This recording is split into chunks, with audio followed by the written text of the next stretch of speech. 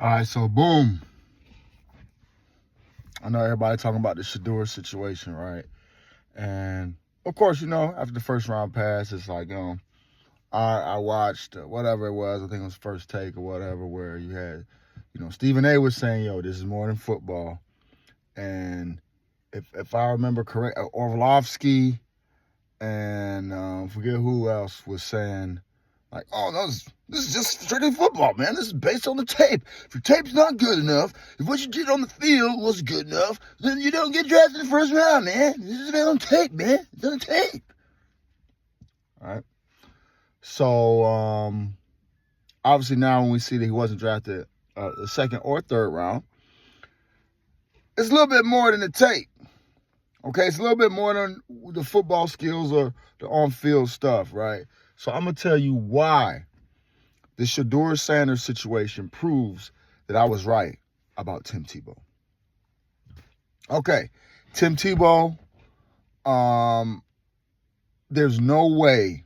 Okay, I know a lot of people were not Tebow fans. A lot of people hated Tebow. For whatever reason, I don't know why.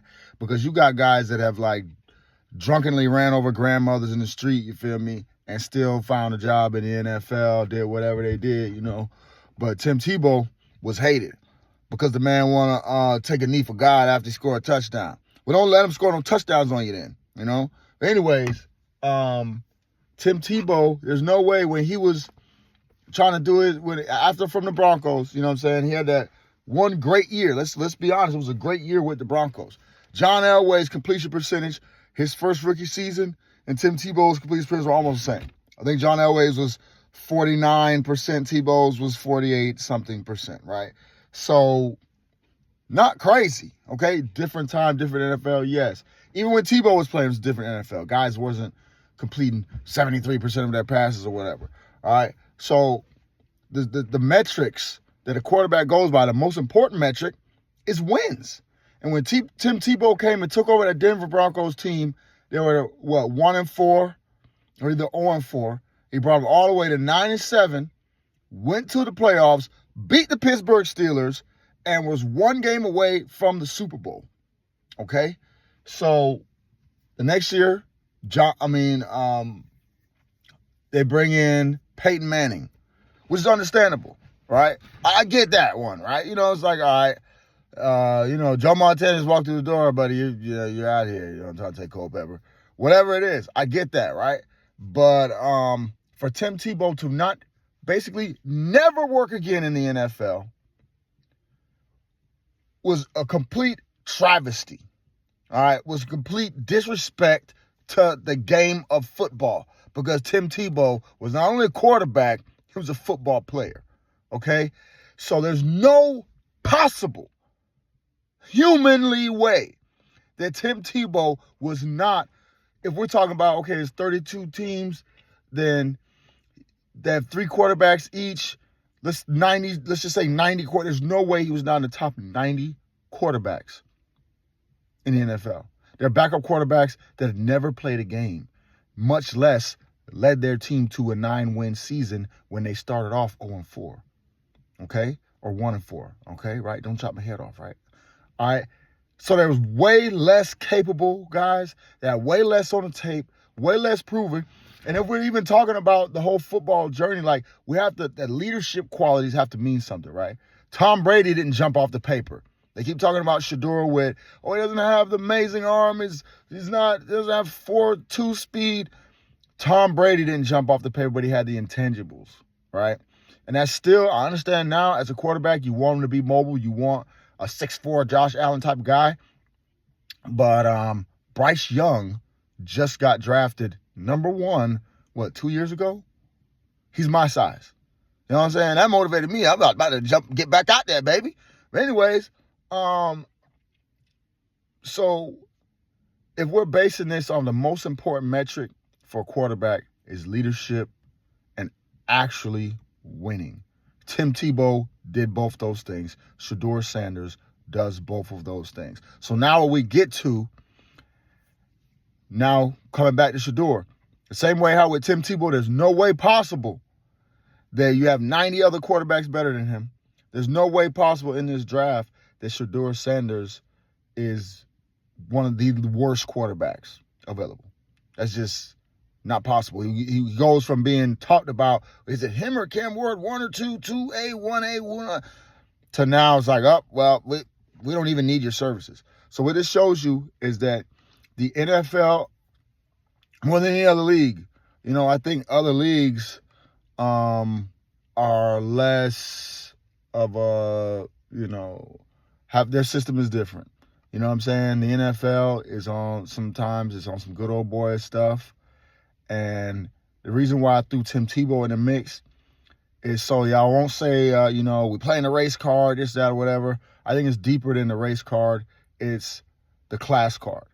So with Shedeur Sanders and everything like that, he flashy. Shedeur got his drip on and everything like that. I guess that's enough for an NFL team to say, you know what, we don't want your services. But what I'm saying is that we have seen this before where teams value perceptions of players over winning, okay? And Tim Tebow, like I said, is the perfect example because he's somebody that character issues weren't there. Like he was a polarizing figure only because our society is so messed up mentally. You know what I'm saying? Because if anything, I understand if you're not of the same faith of Tim Tebow or whatever, but him praising his faith or whatever should not be a reason that he did not have a career in the NFL. And I think that was a travesty. So NFL. Now, really, if you really want to talk about who they really did wrong, that was Charlie Ward. Okay, Charlie Ward was even worse than Shedeur. Charlie Ward had won the Heisman Trophy, and honestly, that was the greatest quarterbacking season that I've ever seen in my life. Charlie Ward. Okay, so I don't know, man. I think that NFL show. Let's get rid of that. Let's keep it on the field. Let's keep it about what the players can do on the field. All the other metrics and everything like that, I won't say metrics, but all the other intangibles or outside factors shouldn't stop a player that's more talented than the next man to get on the field. Now, it's just like with anything, right? There's the politics of it. But if we're looking at the politics of this, Shedeur Sanders, from what I'm seeing or whatever, seems to be a great kid. Never got in trouble. All his teammates respect him. All his coaches respect him. And I'm involved in youth sports. I see a lot of daddy ball, but it's almost like it's okay when certain people do it, but when others do it, it's not okay. I mean, the Mannings straight up demanded where they would go, and they said they wouldn't play for this team, they wouldn't play for that team. And everybody hopped to the beat of that drum. So I'll say this though, what NFL team gets their head up out the dirt and drafts Shedeur Sanders, you heard it here first. He is the steal of the draft. That'll be probably the most wisest decision you will make. Whatever general manager does it, you will, you may become a legend by drafting a legend, Shedeur Sanders. And ladies and gentlemen, this is why I was completely right about Tim Tebow. He deserved to be in the league, and he was not. The reason why he wasn't on the league didn't have anything to do with him as a football player, but everything to do with him as a person. I thought we grew from that point, and I thought we got better. NFL, somebody. All it takes is one. All it takes is one. Somebody show me. Somebody show me, all right, that I'm wrong, because I know that I'm right about Tim Tebow. He was a great player, a great quarterback, and a great leader, and I'm right about Shedeur Sanders because he is the same. Yodi Nation. Jags. Matter of fact, Jacksonville Jaguars. This makes the most sense. Matter of fact, I'm making a call out to the Jags right now. All my Jags fans, let's do this. Tweet at the Jags. Jags, Draft Shedeur now.